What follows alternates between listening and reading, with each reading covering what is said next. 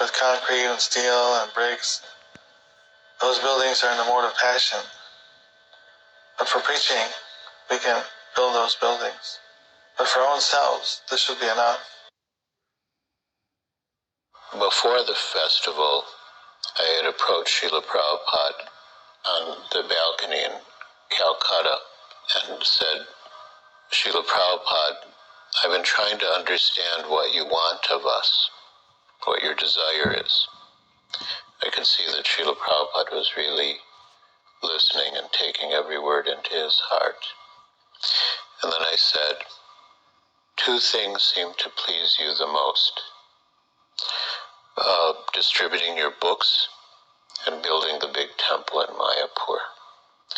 And Srila Prabhupada's eyes opened wide, his face lit up, he smiled, and he glanced at me and he said, yes, you have understood. And then he said, if you build this temple in Mayapur, Srila Bhaktivinoda Thakur will personally come and take you all back to Godhead.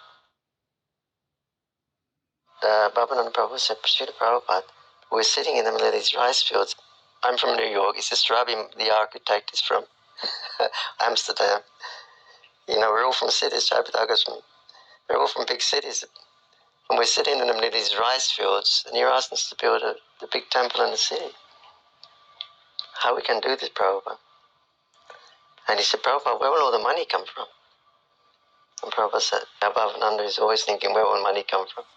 He said, actually, here you have Radha Madhava. He said, Madhava means the husband or goddess of fortune. Simply serve Madhava nicely and everything will come. You don't have to worry about money. Well, Prabhupada... Cornerstone. We had no idea what setting a cornerstone was going to be like. But apparently his friend and godbrother Puri Maharaj had come bringing a little solid 24-karat gold Anantasesha. It was about 1.5 inches high. So Prabhupada was going down in the pit, and Ashoka Amrita was holding the ladder. And then somebody came, Prabhupada wants you. What? He wants you to go down in the pit. Why he wants you to go down in the pit? And I saw the Prabhupada is walking down the ladder, and I came over, and I went down in the pit with Srila Prabhupada. And to me, it was symbolic enough. I'm in a pit with a ladder, and Prabhupada, what more do I want? We gather an accumulation of bricks, and then a bucket comes down with mortar and a trowel. So I didn't know what to do. And Prabhupada said, just gestured at us. We are building a temple here, he said like that. So I pick up a brick and I butter it with mortar and I set it down, and then I put another one, and I start to set it just very nicely like a chimney or something. But so Prabhupada said, no, not like that. And I said, how? He said, every which way. When he said every which way, he meant randomly. And though I started building, and I built this thing, and there was a gap in the middle, and the Srila Prabhupada came and placed the Anantasesh and said, put more.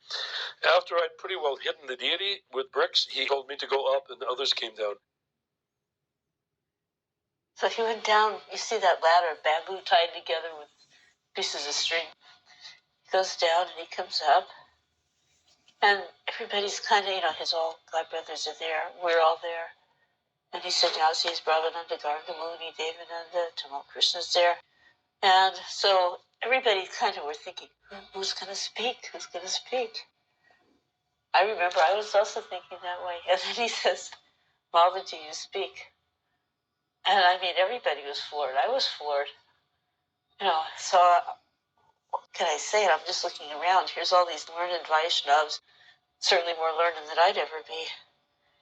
I just stood up and spoke about Srila Prabhupada. I remember I was crying a little bit. And then afterwards, I remember Gargamuni came up to me and he said, that was very nice. And I always appreciated that. I was just reflecting on Prabhupada's expertness in putting us